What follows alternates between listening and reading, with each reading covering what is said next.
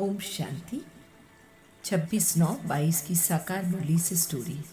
कुछ ब्राह्मण ऊंच शिक्षा के लिए आचार्य ब्रह्मा के पास जाते हैं, जो बहुत ज्ञानी, तपस्वी और मन की बातों को पढ़ने वाले थे।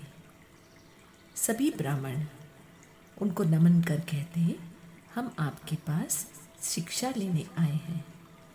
आचार्य ब्रह्मा कहते हैं, अवश्य आपका स्वागत है, पर उसके लिए आपको कुछ मर्यादाएं फॉलो करनी होगी। पहली मर्यादा, रोज परमात्म ज्ञान मुरली पढ़ना होगा। दूसरी मर्यादा, सदा परमात्मा को याद करना होगा। और तीसरी बात, परमात्मा का परिचय सबको देना होगा। कुछ समय बाद ज्ञान लेते लेते कुछ ब्राह्मण स्वयं को पूजा योग्य समझने लगते हैं।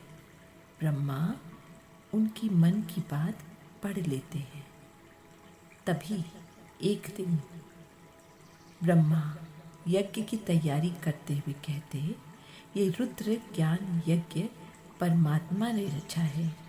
तुम ब्राह्मण इस यज्ञ के रक्षक हो, इसलिए तुम गायन लायक बनते हो, पर पूजन लायक नहीं। कुछ दिन बाद ब्राह्मण ब्रह्मा से कहते, यदि हम जानना चाहते हैं कि हमारी ज्ञान की ऊंचाई कहाँ तक हुई है, तो कैसे जाने? ब्रह्मा कहते, उस समय तुम्हारी स्थिति एक रस होगी और नेगेटिविटी यानी माया का कोई भी तूफान तुम्हें नहीं हिला पाएगा। एक ब्राह्मण पूछते हैं, कर्म योगी कौन होते हैं? ब्रह्मा कहते, कर्म योगी वह है जो सदा अकाल तख्त यानी सोल कॉन्शियस पर बैठकर कर्म करते हैं। उनके कर्म श्रेष्ठ होते हैं, क्योंकि सारी कर्म इंद्रियां लॉ एंड ऑर्डर पर रहती है।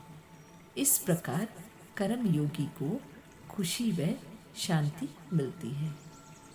दूसरा ब्राह्मण कहता है, आप बहुत प्यारे हो, पर ब्राह्मण कल्चर हमें समझ नहीं आता।